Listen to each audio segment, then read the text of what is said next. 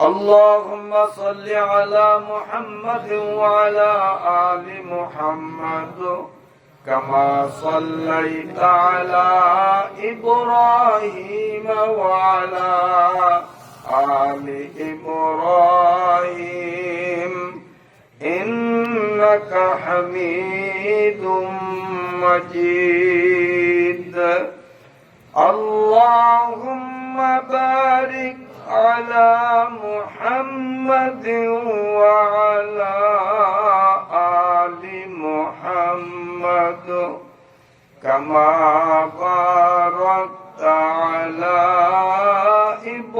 إبراهيم وعلى آل إبراهيم إنك حميد مجيد أما بعد فأعوذ بالله من الشيطان الرجيم بسم الله الرحمن الرحيم إن إبراهيم كان أمة قانتا لله حنيفا ولم يكن من المشركين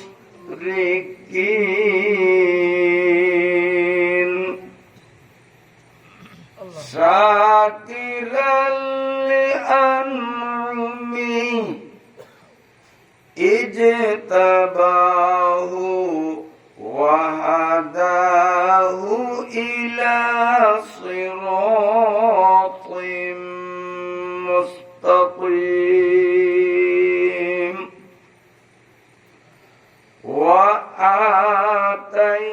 وآتيناه في الدنيا حسنة وإنه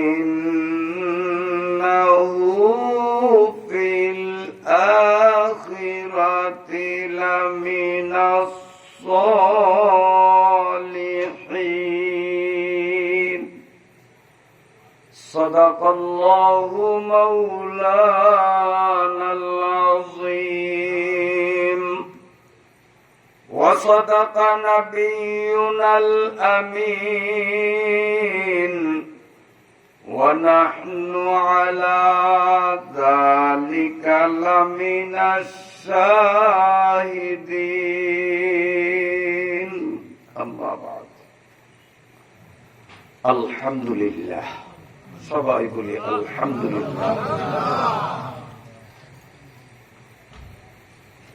মহান আল্লাহ রাব্বুল আলামিন এই ঘনবসতিপূর্ণ এলাকার বহু সংখ্যক মুসলিম জনগোষ্ঠীর ভেতর থেকে একান্তভাবে মনোনীত করে নির্বাচিত করে আমাদের কিছু সংখ্যক ব্যক্তিবর্গকে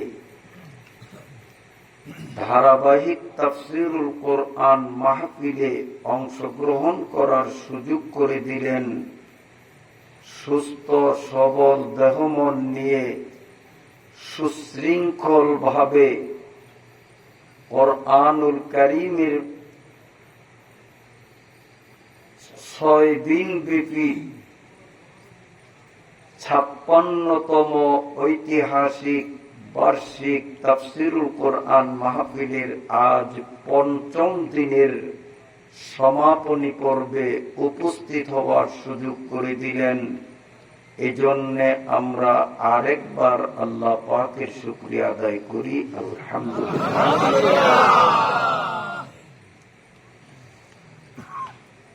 মুহতারাম হাজিরিন, এক দীর্ঘ হাদিস দ্বারা প্রমাণিত কিয়ামত যখন সংগঠিত হবে, বিশ্বাস হয়তো কিয়ামতের ময়দানে আল্লাহ রাব্বুল আলামিনের আরশের ছায়া ছাড়া আর ভিন্ন কোনো ছায়া থাকবে না। বর্তমানে মাটির থেকে সূর্যের দূরত্ব বিজ্ঞানীদের হিসাব মতে 9,33,00,000 মাইল।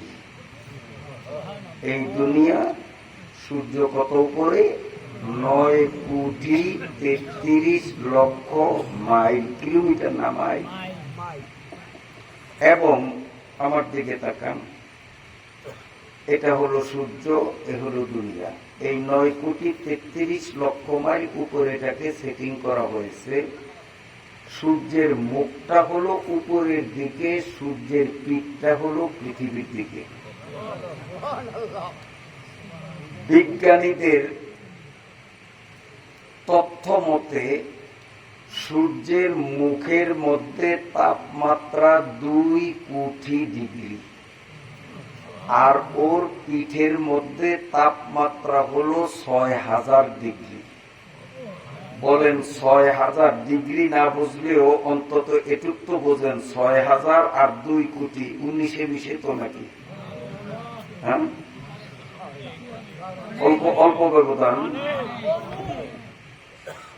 6,000 তাপ, আর এখানে 2,000,000 তাপ উপরের দিকে যায়। এই 6,000 তাপ তাও 9,33,00,000 মাইল উপর থেকে আসে, তাও তো আমরা ঘামিয়ে যাই, ক্লান্ত হয়ে যাই, সহ্য করতে পারি না। কিয়ামতের মাঠে আল্লাহ তাআলা সূর্যটাকে এইভাবে উল্টে দিবেন। ওর মুখটা নিচের দিকে, পিঠটা থাকবে উপরের দিকে, তলাটা উপরের দিকে, মুখটা নিচের দিকে। আর কতটুকু উপরে? মানুষের মাথার অর্ধ হাত উপরে। মাথার অর্ধ হাত উপরে 2,000,000 তাপ যখন দিবে, অবস্থাটা কেমন হবে? জমিন আজ আকাশে বিস্তর বনেগা, জমিন আজ আকাশে বিস্তর বনেগা, গুনাহগারা উসা তেসমে জ্বলেগা। গোটা হাসরের ময়দান আগুনে পরিণত হয়ে যাবে। শান্তি ও স্বস্তির নিঃশ্বাস ফেলার মতো কোনো সুযোগ থাকবে না।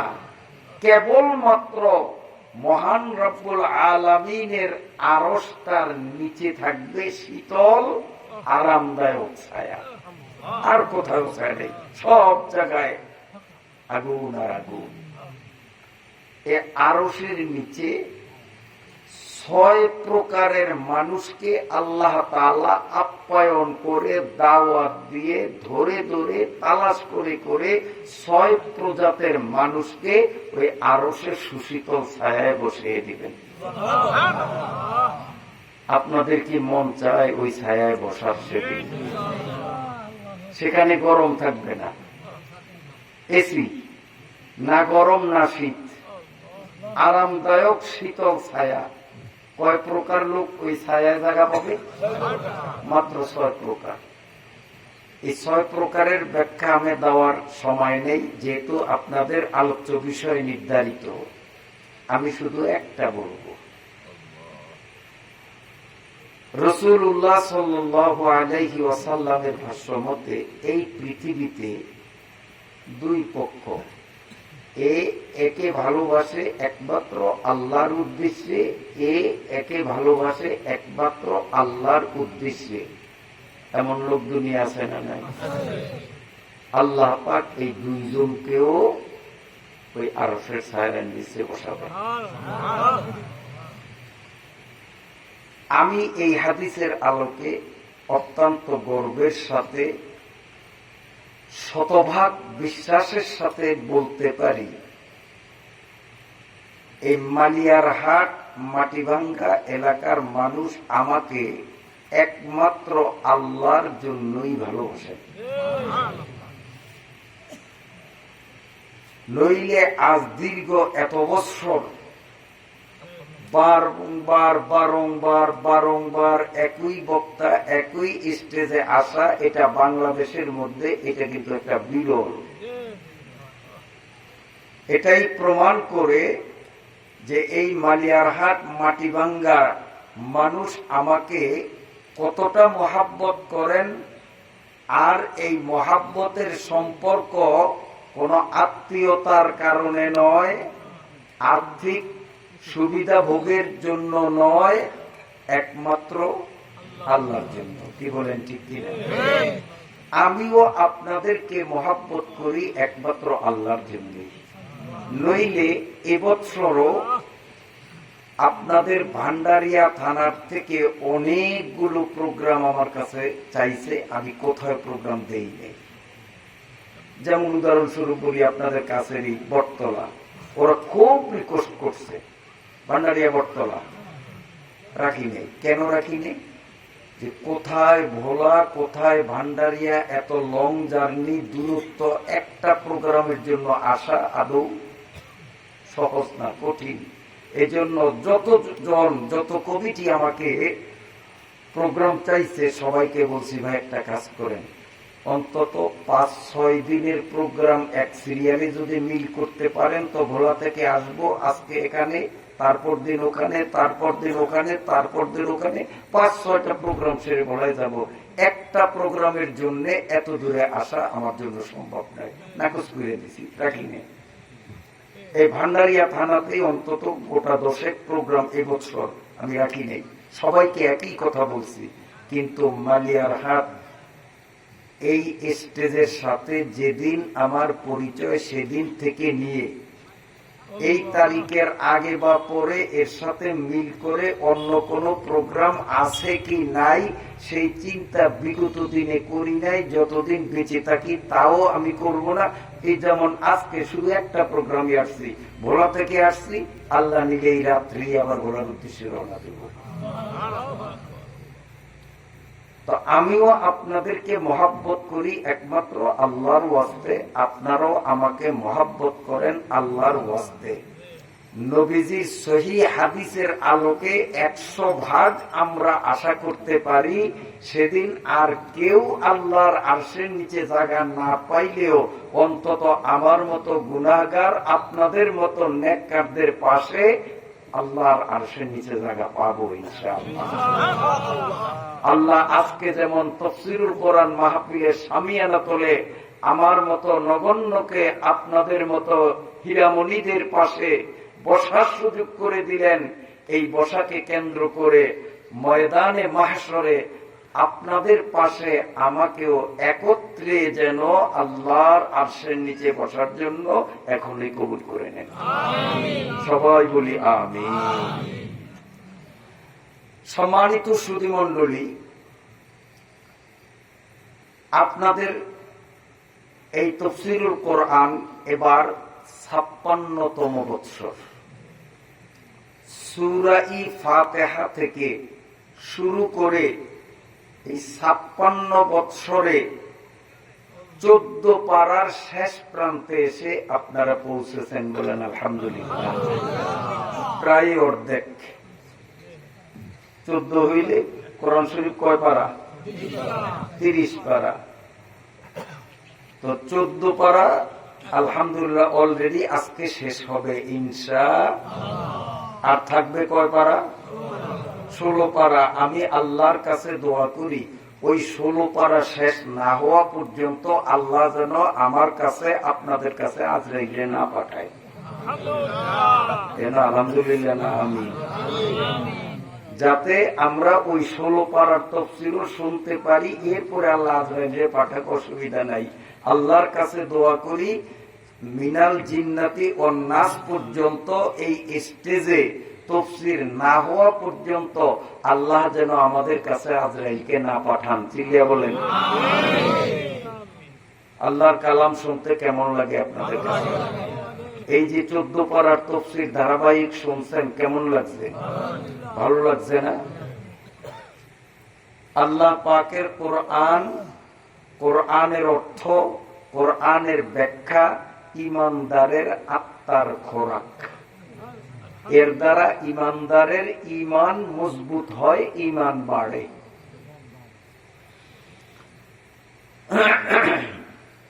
সেই সাথে অগ্রিম একটা দরখাস্ত করি, যদি এবছরই আমার প্রোগ্রাম জীবনে শেষ হয়ে যায় সেটা ভিন্ন কথা, হয়তো আমাকে বাদ দিলেন, বহু মুফাসসির আছে অন্য আমার চেয়েও ভালো মানের আনলেন, আপত্তি নেই। আর যদি আমাকে আপনারা আগামী বছর দাওয়াত দেন, তো আমি অগ্রিম দরখাস্ত করব আগামী বছর আমাকে প্রথম দিন দিবেন এবং আয়াত দিবেন একটা। 15 নম্বর পারার 1 নম্বর আয়াত, শুধু একটা আয়াত দিবেন এবং প্রথম দিন দিবেন সূরাটা আমার শুরু করতে মন চায়। আজকে যেমন সূরা শেষ করব, আমার মন কেন যেন চায় যদি আগামী বছর আপনারা দাওয়াত দেন তো নতুন সূরাটা যেন আবার আমি শুরু করতে পারি। 15 নম্বর পারার কয়টা আয়াত চাইছি? শুধু একটা। আজকে আয়াত কিন্তু অনেকগুলো, আজকে আয়াত অনেকগুলো। আগামী বছরের জন্য অগ্রিম দাবি করলাম শুধু এক আয়াত, তাও বেশি না। আয়াত একটু পড়ে শুনিয়েই দিই, শোনাবো? লাভ আছে, লোকসান নেই। কি লাভ? এক একটা অক্ষর আমি পড়ব, আমিও প্রতি অক্ষরে 10টা করে নেকি পাবো, আপনারাও প্রত্যেকে ব্যক্তিগতভাবে অক্ষরে অক্ষরে 10টা করে নেকি পাবেন। পড়বো তাহলে? মানে আগামী বছর যেখান থেকে তাফসীর শুরু হবে সে আয়াতটা অগ্রিম শুরু করিয়ে দিয়ে যাই আজকের সূরা শেষ করার আগে। বলুন, আউযু বিল্লাহি মিনাশ শাইতানির রাজীম, বিসমিল্লাহির রাহমানির রাহিম। সুবহানাল্লাযী আসরা বি'আবদিহি লাইলাম মিনাল মাসজিদিল হারামি ইলাল মাসজিদিল আকসা إلى المسجد الأقصى الذي باركنا حوله لنريه من آياتنا إنه هو السميع البصير صدق الله আলিউল আযীম। মাত্র 2 লাইন, এক আয়াত। আল্লাহ কবুল করুন। আজকে যে সূরা, এই সূরাটি নাম হলো সূরা-ই নাহাল। নাহাল শব্দের অর্থ মৌমাছি। সেই সংক্রান্ত আলোচনা পিছনে গেছে, কাজে আমি সেই আলোচনার পুনরাবৃত্তি করব না।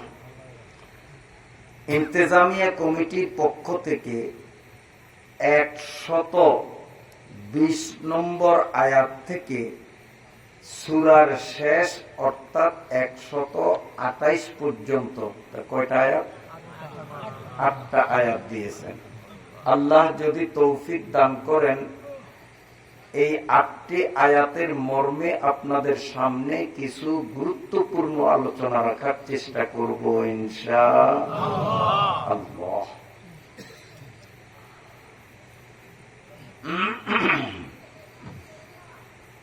প্রথমেই বলতে হয়, কোরআনের তাফসীর কেন আমরা শুনব, উদ্দেশ্য ঠিক করতে হবে। তাহলে অল্প শুনলেও সেটা ফলপ্রসূ হবে, উদ্দেশ্যহীনভাবে সারা জীবন শুনলেও সেটা বৃথা। আল্লাহ পাকের কালাম কোন ভাষায় বলেন? আরবি ভাষায়। আমাদের মাতৃভাষা বাংলা।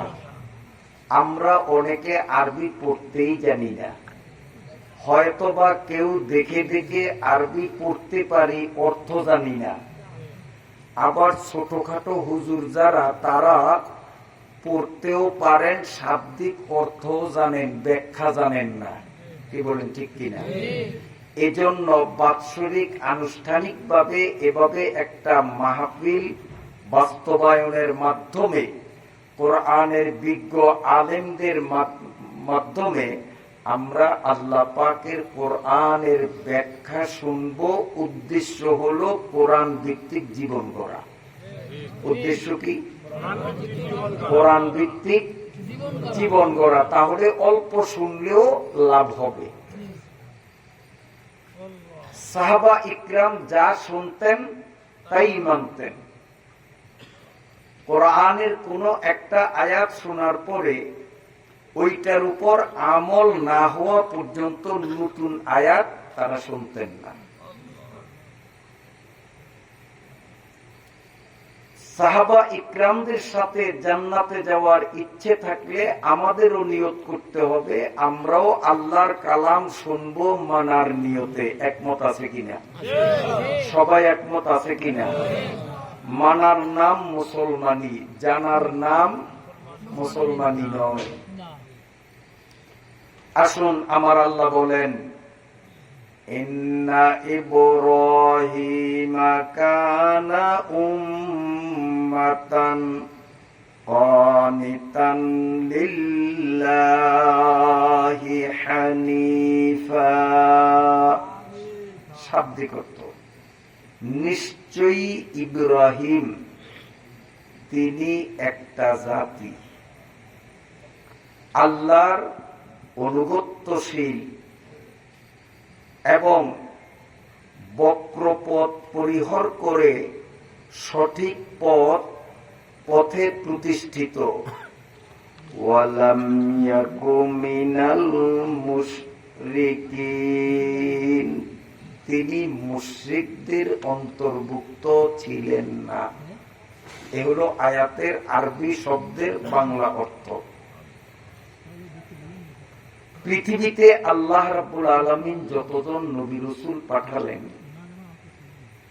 সমস্ত নবী রাসূলদের মধ্যে হযরত ইব্রাহিম আলাইহিস সালাতু ওয়াস সালাম একজন অনন্য বৈশিষ্ট্যপূর্ণ নবী। কেমন?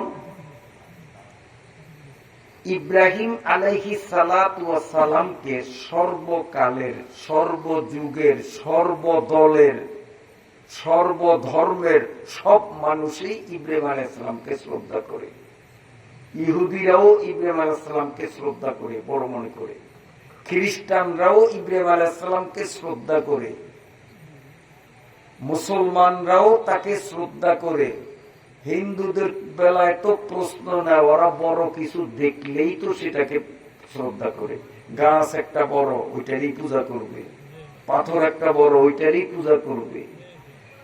ইব্রাহিম আলাইহিস সালাম আল্লাহ পাকের প্রেরিত নবীদের মধ্যে একজন অনন্য বৈশিষ্ট্যপূর্ণ নবী ছিলেন, যিনি সকলের কাছেই ছিলেন সমাদৃত। ইহুদিরা দাবি করে যে ইব্রাহিম নবীর অনুসারী আমরা। খ্রিস্টানরা বলে না, এই পৃথিবীতে ইব্রাহিম নবীর অনুসারী আমরা। মুসলমানরাও দাবি করি ইব্রাহিম নবীর অনুসারী আমরা। এখন বলেন, ইহুদি, খ্রিস্টান, মুসলমান তিন জাতের কাজ একরকম না বেশ কম? কাজ বেশ কম না? আমরা মুসলমানরা নামাজ পড়ি, ইহুদিরা নামাজ পড়ে, খ্রিস্টানরা পড়ে না। আমরা সুর খাই না, ইহুদিরা তো সুর খায় না, খ্রিস্টানরা তো খায় না। তাহলে ইব্রাহিম আলাইহিস সালামকে ওরাও তাদের নেতা, এরাও এদের নেতা, আমরা ইব্রাহিম আলাইহিস সালামকে আমাদের নেতা বলি। এখন আল্লাহ পাক সূরা নাহলের 120 নম্বর আয়াত থেকে কয়েকটি আয়াতের মাধ্যমে এইটার সঠিক সমাধান দিলেন যে পৃথিবীতে ইব্রাহিম নবীর প্রকৃত অনুসারী কারা, ইব্রাহিম নবীর দলে কারা, আল্লাহ পাক নিজে তার পরিচয় দিয়ে দিয়েছেন। আল্লাহ কোরআন শরীফের অন্যত্রে বলেন, ইন্না আউলান নাসি বিইব্রাহিম লাল্লাযীনা তাবাউ। আল্লাহ পাক বলেন, কিয়ামতের মাঠে সব মানুষগুলো যখন উঠবে, তো ইব্রাহিম নবীর কাতারে যদি কেউ ওঠার নিয়ত করে, সে ইব্রাহিম নবীর অনুসারী হইতে হবে। এই পৃথিবীতে যে ইব্রাহিম নবীর অনুসরণ করবে, হাসরের ময়দানে ইব্রাহিম নবীর সাথে সে উঠবে। তা ইব্রাহিম নবীর সাথে ওঠার নিয়ত আছে না? কি বলেন, আছে না? এই জন্য আমরা ইব্রাহিম নবীর অনুসরণ করতে হবে। এখন ইব্রাহিম নবীর অনুসরণ ইহুদিরা করে না খ্রিস্টানরা করে না মুসলমানরা করে, এটার ফয়সালা কে দিতেছেন? আল্লাহ দিতেছেন। ফয়সালা দেওয়ার আগে ইব্রাহিম নবীর কয়েকটি বৈশিষ্ট্য, কয়েকটি গুণ আল্লাহ এখানে ক্লিয়ার উল্লেখ করছেন, যাতে করে ওই গুণগুলো আমি আর আপনি নিজেদের মধ্যে অর্জন করার জন্য উদ্বুদ্ধ হয়ে যাই। আল্লাহ কবুল করুন। কারণ ইব্রাহিম নবী যখন অনুসরণযোগ্য, তাহলে তার গুণগুলোও মহৎ। আর এই মহৎ গুণ যদি আমি আর আপনি অর্জন করতে পারি, তো আমরাও এই গুণের বলে আল্লাহর কাছে মহৎ হিসাবে বিবেচিত হব। তা আল্লাহ ইব্রাহিম নবীর গুণগুলো একটা একটা করে বলেন। 1 নম্বর, ইন্না ইব্রাহিমা কানা উম্মাতান। আল্লাহ বলেন ইব্রাহিম একটা জাতি, উম্মত মানে জাতি, দল। এখন প্রশ্ন আসে, ইব্রাহিম মানুষ হলো একজন, আর আল্লাহ বলতেছেন যে ইব্রাহিম হইলেন একটা দল। একটা দল হইতে তো অনেক মানুষ লাগে, দল হইতে মানুষ বেশি লাগে না? তো এখানে আল্লাহ ইব্রাহিমকেই দল বললেন কেন? তাফসীরের কিতাবের মধ্যে লেখে, ইব্রাহিম নবী যখন পৃথিবীতে বেঁচে ছিলেন, তখন গোটা পৃথিবীর মধ্যে যত মানুষের মধ্যে যত ভালো গুণ, মহৎ গুণ, নেক আমল ছিল, সারা পৃথিবীর, শুধু আরবের না, সারা পৃথিবীর সমস্ত মানুষের যেই পরিমাণ নেক আমল ছিল, একা ইব্রাহিম আলাইহিস সালামের মধ্যে তার চেয়ে বেশি ছিল। এই জন্য উনি একা হইলেও এই দিক বিবেচনা করিয়া যে অসংখ্য মানুষের গুণের চেয়ে একজনের গুণের সংখ্যা যখন বেশি, এই জন্য আল্লাহ তাআলা ওনাকেই একটা দল বলে দিয়েছেন। 1 নম্বর ব্যাখ্যা। 2 নম্বর ব্যাখ্যা, আল্লাহ ইব্রাহিমকে উম্মত বললেন। উম্মত শব্দের আরবি অভিধান খুঁজলে অনেকগুলো অর্থ পাওয়া যায়। এক অর্থ দল, উম্মতের আরেক অর্থ হলো নেতা। উম্মতের এক অর্থ নেতা। তাহলে আয়াতের অর্থ দাঁড়াবে, ইন্না ইব্রাহিমা কানা উম্মাতান। আল্লাহ বলেন, ও পৃথিবীর মানুষ, আমার ইব্রাহিম একজন মহান নেতা। ইব্রাহিম একজন মহান নেতা। কেমন নেতা? কানিতান লিল্লাহ। মানুষ সাধারণত নেতৃত্ব যখন পায় তখন অবাধ্য হয়ে যায়। এটা হলো চিরাচরিত নিয়ম বর্তমান দুনিয়ার। যার নেতৃত্বের পাওয়ার যত বেশি, সে তত বড় অন্যায়কারী হয়।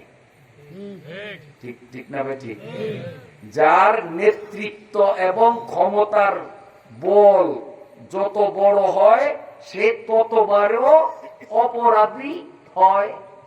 আবার শের যখন পুড়ে যায় আল্লাহ তাআলা আবার তাকে চরম অপমানিত করেন, এমনকি কচু পাতায়ও শোয়ায়।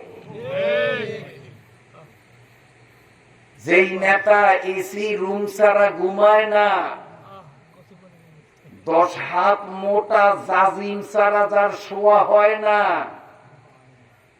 নেতৃত্ব আর ক্ষমতার বলে আলেম ওলামা ইসলাম কোরআন হাদিস তথা ইসলামের বিরুদ্ধে অবস্থান নেওয়ার কারণে মহাপরাক্রমশালী আল্লাহ বিশ্ববাসীর চোখে আঙ্গুল দিয়ে অসহায়ের মতো বর্ডারে কলা পাতায় চরম বেইজ্জতির সাথে শোয়াইয়া দেখাইছেন কিনা?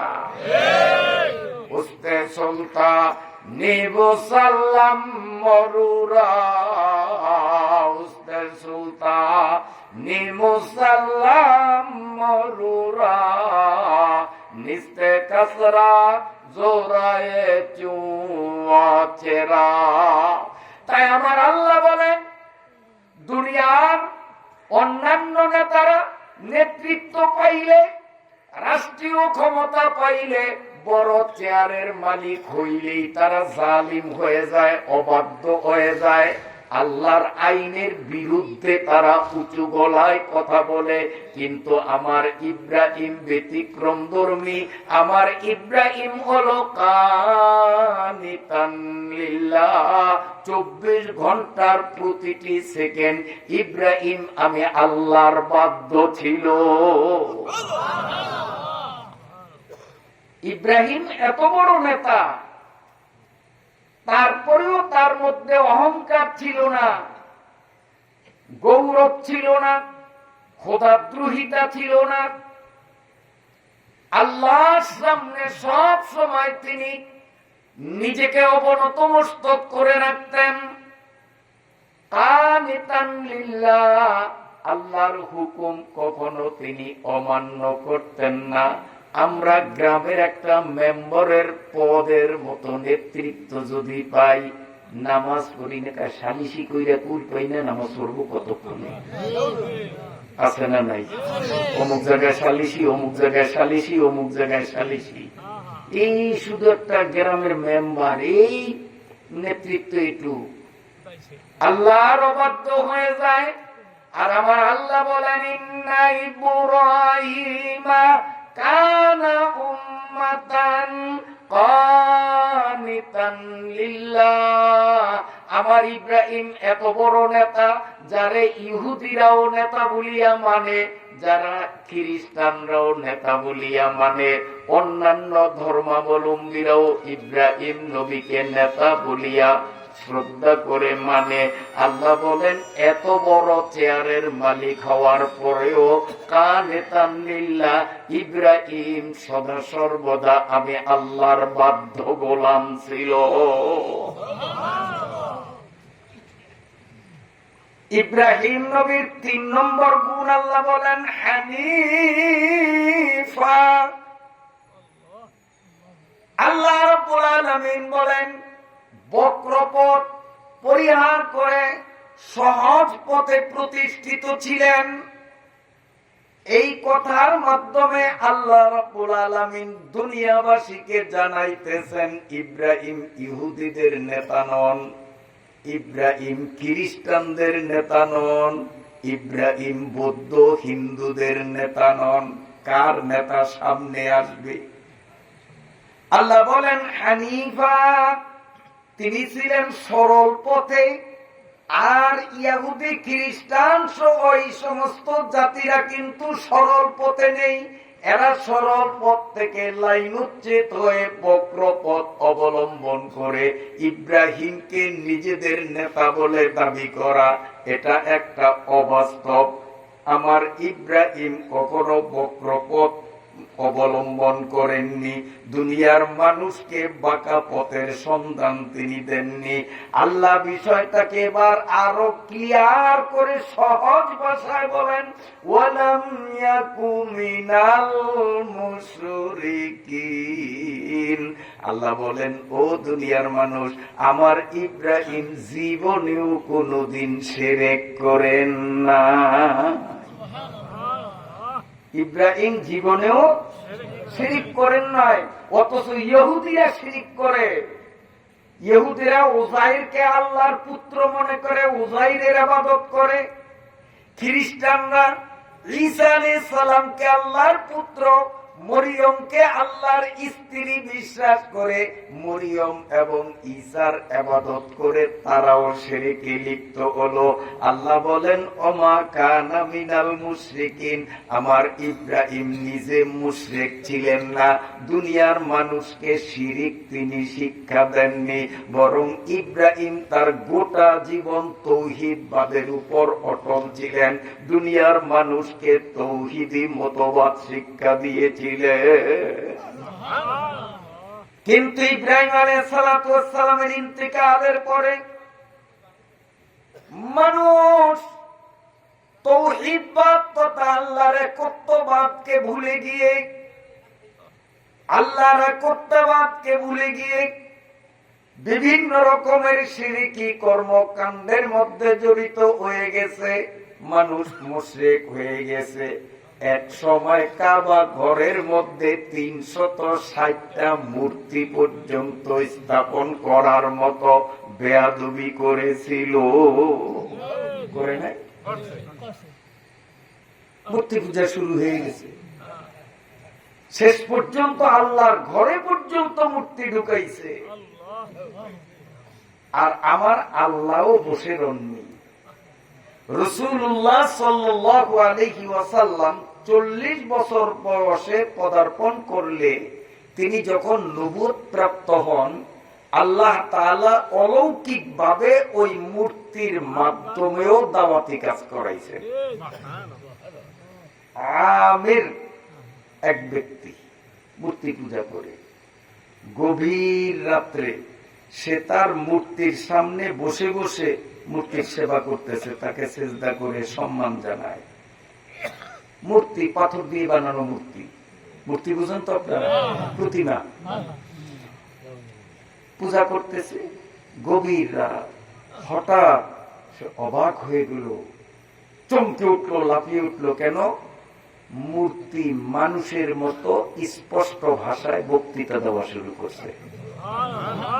কার ক্ষুদ্র, কার ক্ষুদ্র? আল্লাহ মূর্তি দিয়ে কথা বলাইতে পারেন কিনা? মূর্তি কি বলি? মূর্তি ধমক দিয়া বলে, ইয়া জালিহ আমরুন নাজিহ রাজুলুন ফাসিহ ইয়াকুলু লা ইলাহা ইল্লাল্লাহ। বলেন সুবহানাল্লাহ।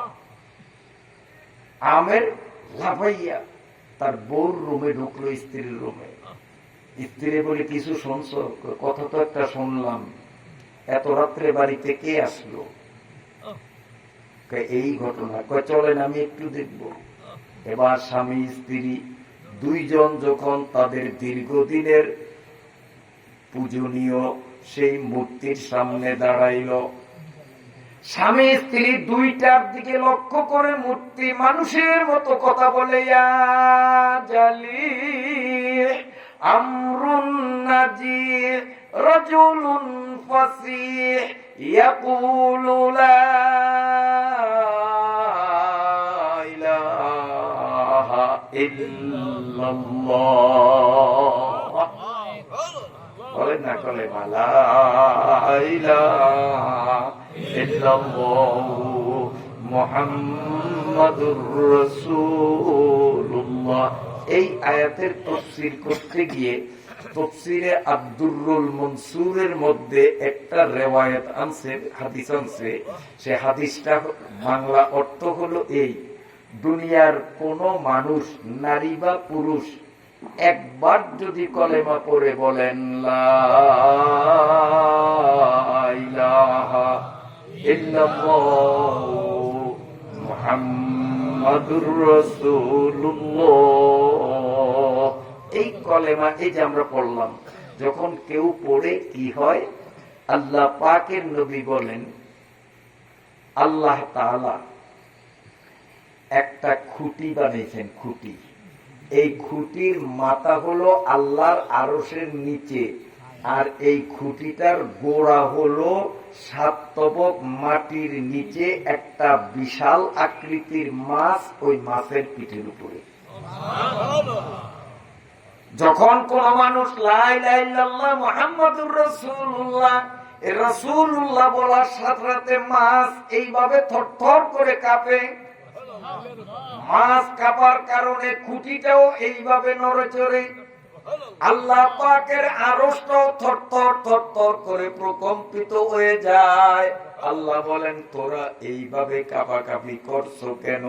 তখন ওই মাছ, খুঁটি আর আরশ তিনটাই মিলে একযোগে বলে আল্লাহ অমুক জায়গায় তোমার অমুক বান্দা, অমুকের পোলা অমুক কলেমা পড়েছে গো মাবুদ, তার গুনাহগুলি মাফ না করা পর্যন্ত আমরা থামতে পারি না।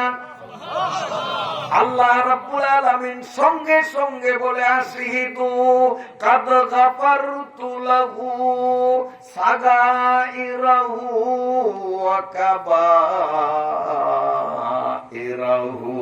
আল্লাহ বলেন ও আমার আরশ, ও আমার খুঁটি, ও আমার মাছ, তোরা তিনটা সাক্ষী থাক, আমার বান্দা যে কলেমা পড়লো তার সগীরা গুনাহ, কবিরা গুনাহ, ছোট পাপ, বড় পাপ, জীবনের সমস্ত পাপ গুলো আমি আল্লাহ মাফ করে দিলাম। এজন্য বেশি বেশি করে এই কালেমা পড়া উচিত। তা আল্লাহ মূর্তি দিয়ে কথা বলাইছেন, মূর্তি দাওয়াত দিছে যে একজন স্পষ্ট ভাষী ব্যক্তি নবীর নাম কয় নাই, কারণ আরব দেশে আমার নবীর মতো স্পষ্ট ভাষী ব্যক্তি আর দ্বিতীয় কেউ ছিল না। ওই মূর্তি বলে একজন স্পষ্ট ভাষী ব্যক্তি লা ইলাহা ইল্লাল্লাহর দাওয়াত দেয়। যদি বাঁচতে চাও শিরকি পথ বাদ দিয়ে তাওহীদবাদী পথের মধ্যে আসো, তাহলে কপাল খুলবে, নইলে কপাল জ্বলবে। আমের এবং তার স্ত্রী কোনো মতে রাত্রটা পার করিয়া সকালবেলা নবীজির কাছে গিয়ে দুজন কলেমা পড়ে মুসলমান হয়ে গেল। আল্লাহ পাকের কুদরত। আরেকটা ঘটনা প্রাসঙ্গিক মনে পড়ছে। একদিন নবীজি সাল্লাল্লাহু আলাইহি সাল্লাম গাছের ছায়াতলে ওয়াজ করতেছিলেন, খা খা রৌদ্র, সাহাবায়ে কেরাম গাছের ছায়াতলে। এক ইহুদি বুঝেন তো, বর্তমান জমানার মানুষ রূপী অমানুষের নাম হলো ইহুদি। বর্তমান দুনিয়ায় যাদের দেখতে দেখা যায় মানুষ, আসলে মানুষ না। বলবেন কেন এই কথা বললাম? গতকাল একটা ভিডিও দেখছি আমি নিজে, এবং কয়েকজনরে দেখাইলাম, কয়েকবার দেখলাম, আপনারা দেখছেন কিনা জানি না। সেটি হলো ওই বর্বর অমানুষ বর্তমান জমানার ফেরাউনের থেকেও বড় ফেরাউন নেতানিয়াহুর বাহিনী ফিলিস্তিনের একটা বিল্ডিং এর উপরে যখন আকাশ থেকে বোমা মারছে, আর বিল্ডিং এর দেয়ালটা যখন ভেঙ্গে এভাবে পড়তেছিল, এই জায়গায় একটা ছোট্ট বাচ্চা ছিল, ছোট্ট বাচ্চা, যে হাঁটার মতো বয়স হয় নাই। ওই বাচ্চাটা তো আলুর ভর্তা হয়ে যেত দেওয়ালের চাপে। একটা কুত্তা এসে ওই বাচ্চাটাকে ওখান থেকে সরিয়ে, কুত্তা পিছনের দিকে তাকিয়ে দেখে তারপরে দেয়াল পড়ছে। বাচ্চাটাকে যে সে দেওয়াল চাপা থেকে বাঁচতে পারছে, এতে কুত্তার চেহারার মধ্যে হাসি ফুটিয়ে উঠছে। কুত্তার থেকে নিকৃষ্ট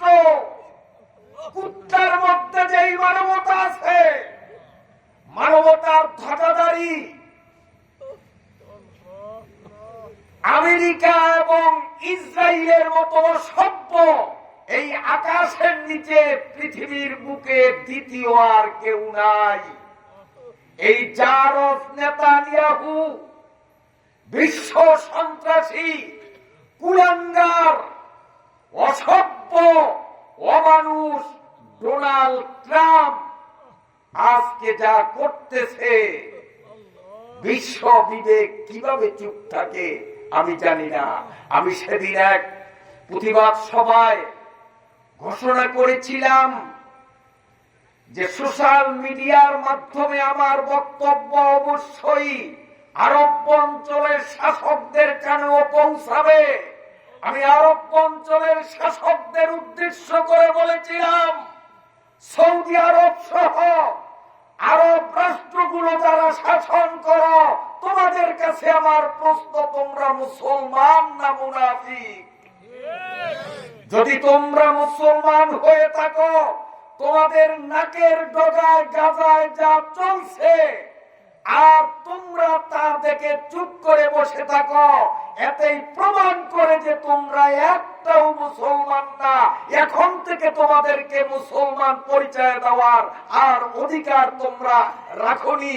অতএব নিজেদেরকে হয়তো ইহুদি অথবা মুনাফিক নামে পরিচয় দাও, মুসলিম পরিচয় দেওয়ার অধিকার তোমাদের না। সেই সাথে আমরা বাংলাদেশের বর্তমান শাসন বিভাগের প্রধান জনাব মাননীয় ডক্টর ইউনূস সাহেবকেও বলেছি যে আপনিও সীমান্ত খুলে দিন, আরবের লোকরা ঘুমাইতে পারে। এই স্বাধীন সার্বভৌম রাষ্ট্র বাংলাদেশের হিন্দু, বৌদ্ধ, খ্রিস্টান সহ সর্বজাতির অন্তরে আগুন জ্বলছে। আমাদেরকে সীমান্ত খুলে দিন। কোটি কোটি বাঙালি, হিন্দু, মুসলিম, খ্রিস্টান নির্বিশেষে আমরা গাজার মানুষকে উদ্ধারের জন্য, নেতানিয়াহুর ঘাড় ভেঙে দেওয়ার জন্য বাংলাদেশের থেকে কোটি জনতা চাইতে প্রস্তুত আছি। আপনারা রাজি আছেন কিনা? সাথে সাথে বলেছিলাম, জনাব ডক্টর ইউনূস সাহেব, রাষ্ট্রীয় ব্যবস্থাপনার মাধ্যমে আপনি ত্রাণ তহবিল বাংলাদেশের প্রতিটি প্রান্তে আপনি চালু করে দিন। গাজার মুসলমানের সাহায্যের জন্য দুহাত দিয়ে আমরা বাঙালি মুসলিমরা গাজার মানুষের সাহায্যের জন্য দানের হাতকে বাড়িয়ে দিব। আল্লাহ তাআলা আমাদেরকে তৌফিক দান করেন। বন্ধুরা আমার, আল্লাহ রাব্বুল আলামিন বলেন, ইন্না ইব্রাহিমা কানা উম্মাতান কানিতান লিল্লাহি হানিফা ওয়া মা কানা মিনাল মুশরিকিন। আল্লাহ বলেন, ইব্রাহিম একাই যেন একটা দল। সুবহানাল্লাহ। উনি একা নন, উনি একাই যেন অসংখ্য। কারণ আমার আল্লাহর ক্ষমতা, আল্লাহ একের মধ্যে বহু দিতে পারে। যেমন স্কুলের বই আছে 4 in 1, আছে না? 2 in 1, 3 in 1, মানে বই একটা কিন্তু এটার মধ্যে বিষয় তিনটা, 3 বই নোট, 3 in 1। তা আল্লাহ তাআলা গোটা দুনিয়ার সমস্ত নেককার মানুষদের যে পরিমাণ নেক, একা ইব্রাহিমকে ওই পরিমাণ নেক করার ক্ষমতা আমার আল্লাহর আছে না নাই? আমার আল্লাহর আছে না নাই? একটু আমাদের দিকেই তাকান। আমি ইঙ্গিত দেই, ব্যাখ্যা দেব না। আমাদের শরীরটার দিকে তাকান। আকাশ থেকে নিয়ে পাতাল পর্যন্ত গোটা মহাবিশ্ব জগতের মধ্যে আল্লাহ যা রেখেছেন, আমার আপনার 3.5 বডির মধ্যে সব কিছু আল্লাহ রেখেছেন। আমি একটু উদাহরণ দেই। পৃথিবীর মধ্যে আমাদের বাংলাদেশ শস্য শ্যামল বাংলাদেশ। আরব্য অঞ্চলে যান, বিশাল এলাকা মরুভূমি, শুধু বালি আর বালি, একটু বন জঙ্গলও হয় না, গাছ গাছালিও নাই। হাজী সাহেবরা দেখছেন না যারা হজ করছেন, আমরা গাড়িতে গেছি, শুধু বালি আর বালি, বালির সাগর, শুধু পাথর বালি, কোনো গাছ গাছরা লতা পাতা বন জঙ্গল নাই, মরুভূমি। পৃথিবীর মধ্যে আল্লাহ কিছু জায়গায় করছেন মরুভূমি, কোন গাছগাছালি উৎপন্ন হয় না, আবার কিছু জায়গা করছেন বিশাল বাগান। আপনার দেশে বাগান নাই? আছে, কদ্দুর বাগান। আমার প্রোগ্রাম ছিল আপনার সেই সুন্দরবন, সেখানে গেলাম, তো ওখানকার লোকদের জিজ্ঞেস করলাম, ভাইজান আপনাদের এই বাগানটার আয়তন কত, কয় কিলো বাই কয় কিলো? তা হাসে আর বলে যে হুজুর 8-10টা জেলা একত্রিত করলে পরিধি যা হবে এই বাগানটা তার চেয়েও বড়। ওখানকার লোকে আমারে বলছে 8-10টা জেলা যা শুধু একটা বাগানেই তা। তাহলে কি বুঝলাম? এই পৃথিবীতে কোথাও আল্লাহ তাআলা ঘন জঙ্গল করেছেন, কোথাও মরুভূমি করেছেন। আবার আমাদের বাংলাদেশ না মরুভূমি না ঘন জঙ্গল, এখানে হালকা পাতলা কিছু গাছ, আবার ফাঁকা জায়গা, ওখানে হালকা পাতলা কিছু গাছ, আবার ফাঁকা জায়গা। আমাদের বাংলাদেশটা তো এমনই। এই দেখেন, এই আমাদের শরীরের মধ্যে এই যে আল্লাহ মরুভূমি বানাইলেন, এই জায়গায় জীবনে কোনোদিন পশম গজাবে না। এই যে আমার মাথা দেখেন, এইটা হলো সুন্দরবন, ঘন জঙ্গল। এই যে আমার শরীরের দিকে তাকান, এইটা যেন মালিয়ার হাট, মাটি ভাঙ্গা, এটা যেন ভান্ডারিয়া, হালকা পাতলা বাগান, ওই যে 2-4টা ফাঁকে ফাঁকে গাছ দেখা যায় নাই? আমার আল্লাহ এই পৃথিবীর মধ্যে নদী সমুদ্র বানাইছেন কিনা কথা কন? নদী সমুদ্র নাই? আল্লাহ নদী সমুদ্র শরীরও বানাইছে। নদী কেমন, সাগর কেমন, আমি নিজে সাগর ভ্রমণ করছি, আমি দেখছি। আল্লাহ, সাগরের পানি কোথাও আমাদের এই পুকুরের পানির মতো, টিউবওয়েলের পানির মতো সুস্বাদু। আবার কোন অঞ্চলে দেখছি সাগরের পানি মুখে নেয়ার মতো সুযোগ নেই, এত লবণাক্ত। আবার কোথাও সাগরের পানি মুখে নিবেন, বাবা তিতা কারে কয়, করল্লা ফেল, করল্লা চিনেননি? আমার চোখের দেখা। আল্লাহ রাব্বুল আলামিন এই পৃথিবীর মধ্যে কোথাও স্বচ্ছ পানির সাগর, কোথাও লবণাক্ত পানির সাগর, কোথাও তিক্ত পানির সাগর বানিয়েছেন। আল্লাহ বলেন, এই মহাবিশ্বে যা রেখেছি মানুষ তোর শরীরের 3.5 হাতের মধ্যে রেখেছি। তোর মুখের মধ্যে হলো, এটা হলো মিঠা নদীর সাগর। এই মুখের এই যে লালা, এটা মিঠা। মিঠা মানে চিনি মিশানো মিঠা না, হ্যাঁ স্বাভাবিক যেটা। তুই যখন কাঁদস, ব্যথায় যখন চোখ থেকে পানি ঝরে, ওই পানি একটু আঙ্গুল দিয়ে মুখে দিবি, দেখবি লবণ লবণ লাগবে। এই 2টা লবণ সাগর। আবার তোর পিত্তের ভিতরে আমি একটা সাগর বানাইছি, যদি ওই সাগরের পানি মুখে দেশ করল্লা ফেল হয়ে যাবে, এত আছে না? আল্লাহ রাব্বুল আলামিন বলেন, হে দুনিয়ার মানুষ, এই পৃথিবীকে আমি কোথাও সমতল ভূমি, যেমন ভান্ডারিয়ার মাটি সমতল ভূমি, আল্লাহ বলেন, আবার কোথাও উঁচু উঁচু পাহাড়, যেমন চট্টগ্রাম, সিলেট সব পৃথিবীর বিভিন্ন জায়গায় উঁচু উঁচু পাহাড় আল্লাহ বানাইলেন। আল্লাহ বলেন, বন্দারে তোর এই শরীরের মধ্যে খুঁজলেও দেখবি তোর এটা হলো সমতল ভূমি। এই যে ছোট্ট একটা পাহাড়, তোর এই যে সমতল ভূমি, এই যে বিশাল উঁচু একটা পাহাড় আছে না? এই জন্য মানুষের এক নাম আপনারা জানেন ইনসান, মানুষের আরেক নাম জামিউল খালাইক। মানুষের আরেক নাম কি? জামিউল খালাইক। আল্লামা কারি তৈয়ব রাহমাতুল্লাহ আলাইহি জামিউল খালাইক নামে স্বতন্ত্র একটা কিতাবই লিখছেন, আমি পড়ছি। গোটা মহাবিশ্বে যা আছে আমার শরীরের মধ্যে আল্লাহ সব ঢুকাইছেন। ইন্না ইব্রাহিমা উম্মাহ, আল্লাহ যেমন 3.5 দেহের মধ্যে গোটা আসমান জমিন ঢুকিয়ে দিতে পারেন, গোটা পৃথিবীর নেককার মানুষের সম পরিমাণ নেক ইব্রাহিমের মধ্যে ঢুকানো আমার আল্লাহর জন্য মোটেও কঠিন না। আল্লাহ বলেন এত বড় নেককার, এত বড় নেতা, এরপরেও কানিতান লিল্লাহ, আমি আল্লাহর সামনে সব সময় অবনত থাকত। এখানে এসে আমি বলতেছিলাম নেতৃত্বের চেয়ার যে যত বড় পায় সে তত বড় স্বৈরাচার হয়, ঠিক না ঠিক? হ্যাঁ, আবার আল্লাহ তারে সাইজ ওইভাবেই করে। আল্লাহ নমরুদকে সাইজ করার জন্য 3 ব্যাটালিয়ন সশস্ত্র বাহিনী পাঠাইছে। কি বলেন? মিলিটারি পাঠাইছে। কি দিয়ে সাইজ করছে? তাও ল্যাংড়া দিয়ে, ভালোটা না।